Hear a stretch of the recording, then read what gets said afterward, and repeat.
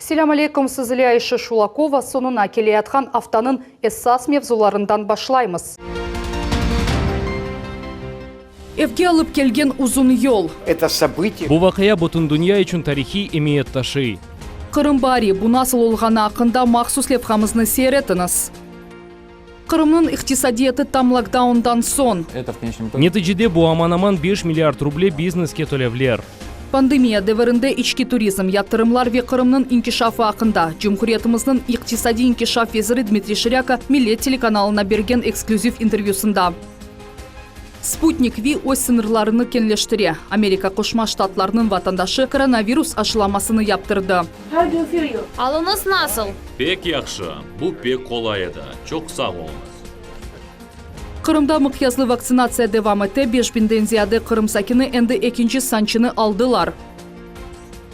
ОМС полюсы yardımının yapılған eko.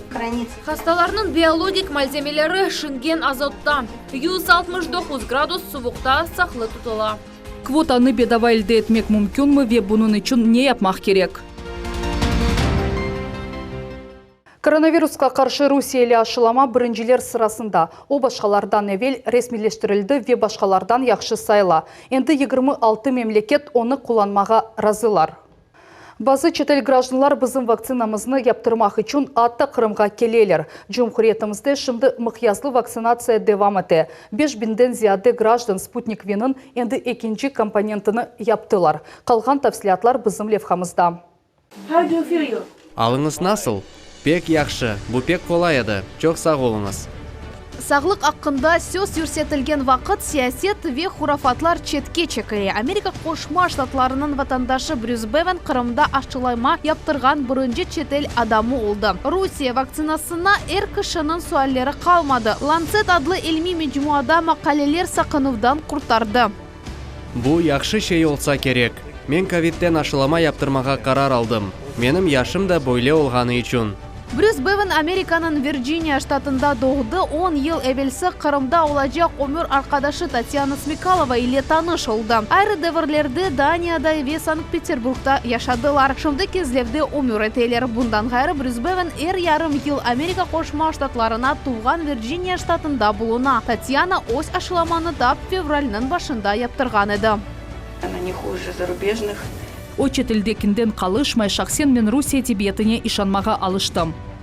Çetel vatandaşının sağlığını ekimler көзетecekler, sonra ise ikinci aşılamağa davet edecekler. Бұл сізге вакцинацияға, екінші компонентке келіп ашылама япа білесіз. Bu vaqtda ise Kırım'da vaksinasiyanın ikinci basamağına geçtiler. Jurtchi rayonundaki 3 koyunun 70 sakinini Qiyat koyundaki ambulatoriyada koronavirus vaksinasının ikinci kısmını yaptırdılar. Onlardan ekseriyeti 50 yaşına geçken yerli sakinler. Bir şey yok edi, ne sıcağım oldu, kolum ne kızardı, ne kaşındı, her şey yaxşı edi. Birinci kere 3 koyunun 70 sakini yanvardan 26 kunu aşılama yaptırdılar. Bu Qiyat, Snegirevka ve Kutuke koylar oldu. Vaksinanı isteyen kişi yaptırabilir, bunun için tek evvelden yazılmak gerek. Bu akının ekseriyeti bu 50 yaştan büyüklerdir. И они, кстати, очень хорошо переносят. Ve olar söz sırası pek yaxşı keçirerler. Eğer bir kimsenin subfibril sıcağı ve alı biraz bozulsa, bu 50 yaşka etmegenler ola. Büyükçe adamlar ise yaxşı ve olar birbirine malumatını yetkizerler. Vaksinasiya standart şekilde yapılan, anketa toldurula, terapevt ekim evvelden baka ve misliat beri puls ve kan basımı ölçenili. Eğer adamın alı yaramı olsa ya da aşılama yapmak için bir karşı allar tapılsa, ekim proseduranı toxtata. Это онкозаболевания, аллергические. Бұл онкология хасталықлары, аллергиялар, sıcақ көтерілуі, өксірік, тыма болса, бұл вақыт ашылама yapmaға яса. Біз хастаға медотвод толдырамыз. Gelecek vaksinasiyaga endi 50 adam yazıldı. O Mart ayında geçecek. Umumen Cumhuriyette koronavirusdan vaksinasiyaga 30.000'den ziyade adam koşuldu. Cumhuriyet yılbaşçısı Sergey Aksyonov da istisna değil. O da tekrar vaksinasiyadan geçti. Sağlığı yaxşı olğana hakkında tarif etti ve herkesine aşılama yaptırmağa çağırdı. Коллектив иммунитетini biz do'stlar boshqa yo'lni topib bo'lmaymiz. Uning uchun aşılama Qrim kurort mevsimini yaxshi kechirmasi uchun majburiy shartdir va umuman erkak sog' salomat olmasi uchun. Buning uchun ishingiz so'ngidan kelsin. Пандемия yavaş-yavaş eksili Ахмеджетте ve Бахчисарайда эки хастахани эмди Ахмеджеттеки экинчи самлы локсахани штат низамда çalışıvına кайталар. Топлуу вакцинация девам эти, энди вакцинанын 39.000 дозасы элди этилди. Февралдын сонуна же умумий алганда 65.200 доза жеткизиlecek. Амма эвелки кеби мукайт олмак керекмиз. Хасталык даркалуунун севиеси экселүүнү биринчи нөвбетте эпидемияга каршы чарелер алып келди. Онун үчүн маска ve антисептиклер акында унутмак мүмкүн дегил. Кырым иктисадияты пандемия стрессинден сон догруланып олдымы? Бу акта Кырымдын иктисади инкишаф везири Дмитрий Ширяка тариф эте. Милет телеканалы үчүн эксклюзив интервью. Дмитрий Иванович, здравствуйте. Здравствуйте.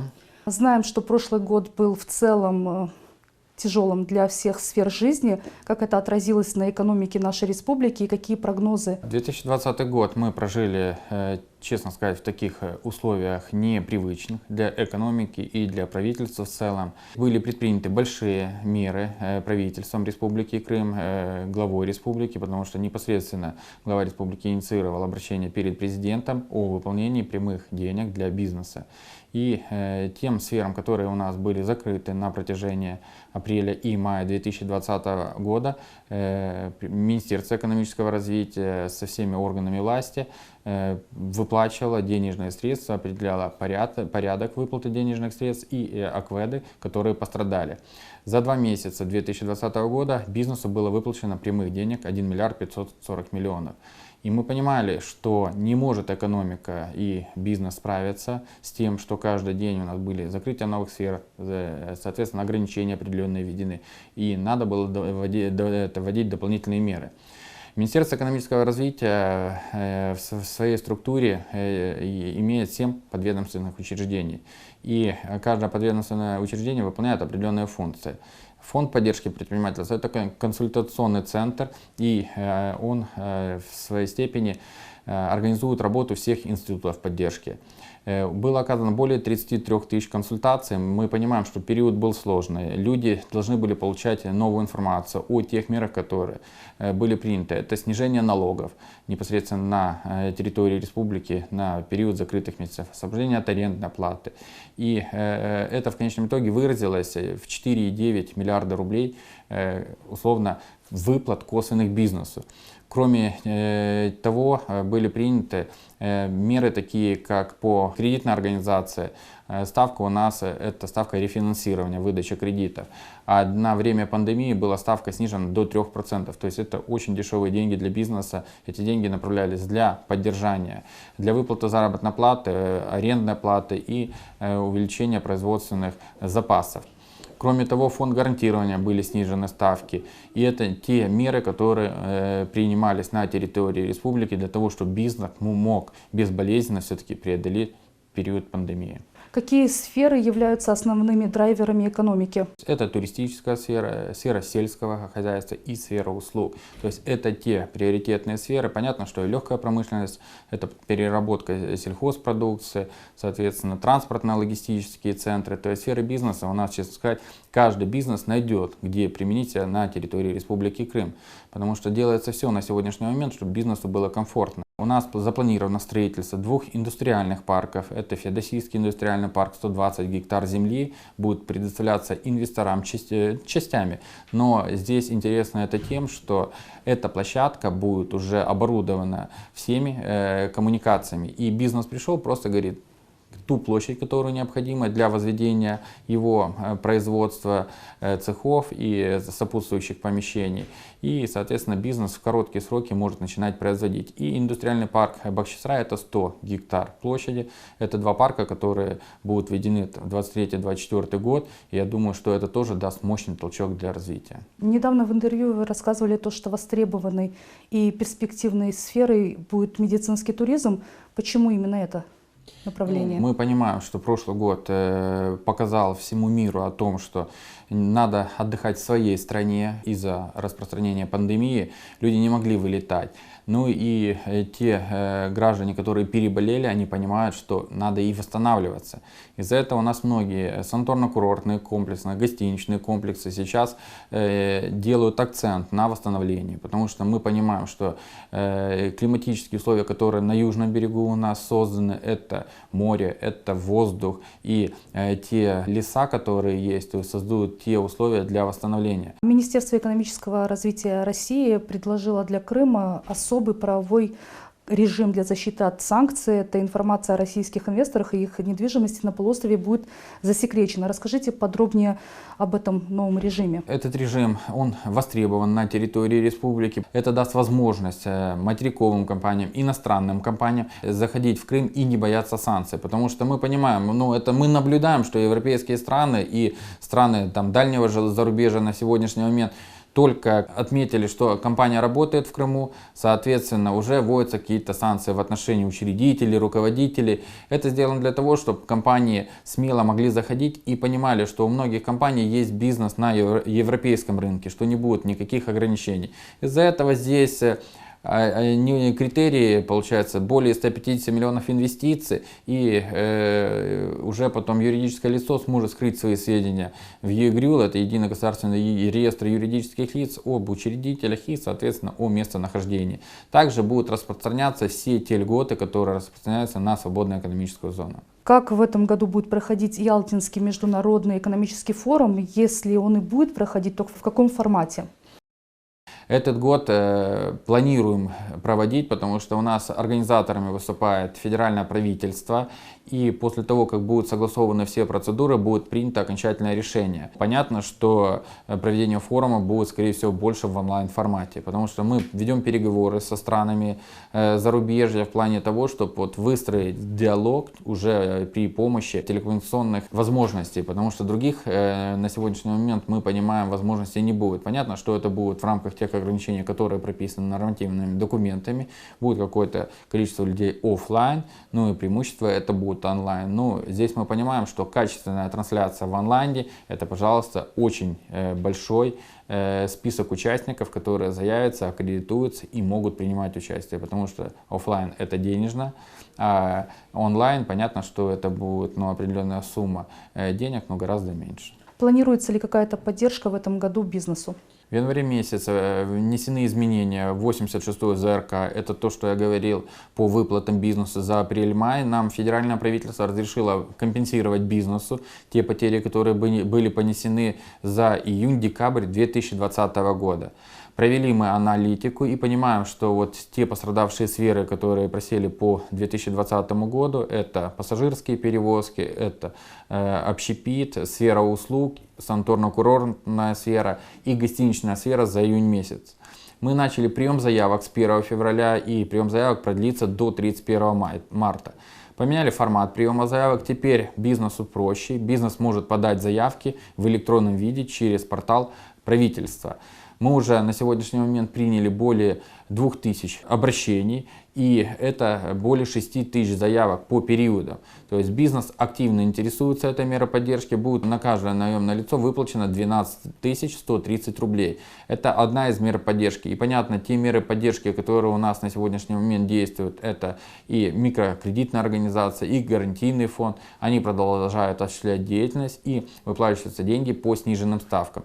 Также правительство Российской Федерации приняло для МСП изменения, и кредиты в банках будут выдаваться под 7%. Эта программа на территории республики тоже уже работает. Можно обращаться в банковские учреждения и получать денежные средства по сниженной ставке. Дмитрий Иванович, спасибо за интервью. Спасибо большое. Якында ярымадамызда Кырым Русиянен бірлешкенінің 7 елығы қайдытылежек. 2014 сенесінің февралі дүния тарихына кірді. Тамам о вақыт Қырымның келечегі белгіленді. Қырым сакинлері яны Киев әкиметіне қаршылық білдірділер. Бұл Русиянен бірлешмек үшін бірінші адым еді. Келіңіз, бұл неден башланғаныны хатырлайық. Бу видеода Кырымлы Беркут аскерлеріні алғышлар ве чечеклерінен қаршылайлар. Олар Киев майданından қайттылар. Атеш, таш атувлары баррикадаларға уджум. Бізім дәвіріміздің қарамалары жехенемден тыры қайтылар десек олар. Девлет авдарылмасы тарафдарларына қаршы чықтылар. О вақыт майданда аман-аман 300 Беркут күрешчісі зарар көрді. 19 қанун қорчалайчысы елак олды. Олардан учу Кырымдан еді. Екісі Тигр махсус бөлігінде бірісі Беркутта қызмет ете еділер.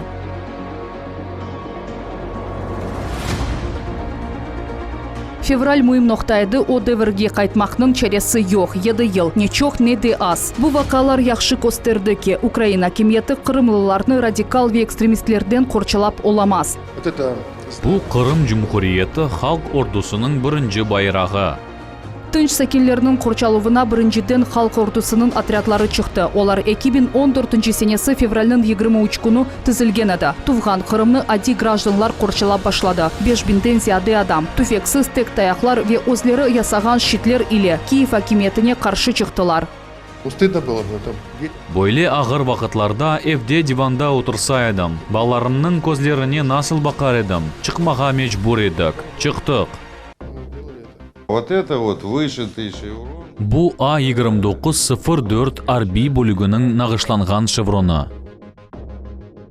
Енді бұшей ополченец Александр Антофьевде сақланыла. Ғанимет кібі, 14 сененің вақалары ақта қатыра кібі. О вақыт самооборона яни өзлеріні қорчалаған иштиракчилер арби объектлеріні блок әте еділер. Тынч сәкелерінің қаны төкілмесін деп. Бөлі операцияларından бірісі тарихке кірді. Украина арбидені Сараба батальонының 50-ден зияды арби қызметчісі Қырымға садық олмаға ант еттілер. Причем эти... Әмде бұл референдумдан evvel олып кечкен вақалар. Кырымын тағдыры мында белгіленді. Юқары шураның диварлары янында. Шымды бұл Кырым Девлет шурасыдыр. Радикаллардың әрекетлері себебінден қавға ве көтек башланды. Қалабалықта 2 адам елак олды, 70-тен зияды яраланды. Бұндан сон бөле топлу әрекетлер яратқан ақтем чигозны маккюм еттілер. Шымды есе Украина Юқары шурасының сабық мебусы Рифат Чубаровны ғияби шекілде маккюм етелер. Екісі де Русияда ясақ етілген тешкілятының лидерлері еді.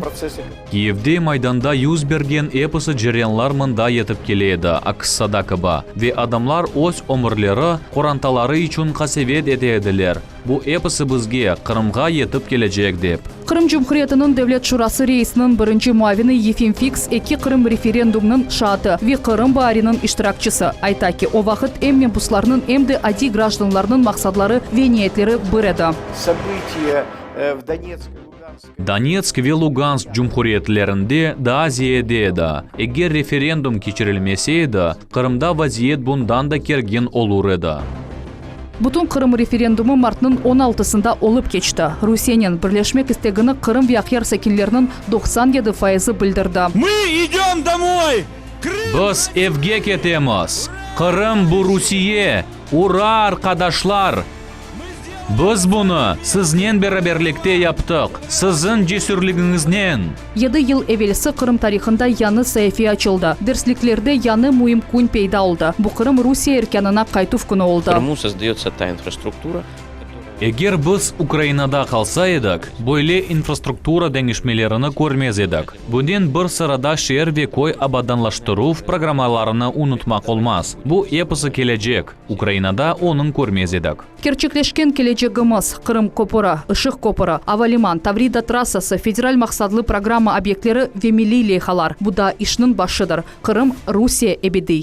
Rusiyada 7 aylı kısırlıqqa rast kele. Statistika milli hafsızlık hakkında düşünmege mecbur ete. Hakimiyetinin maksadı bala doğmasını yükseltmek üzerinde çalışmak. Tibiciler ise hastalarının sağlığını saklamak için kureş oğrundalar.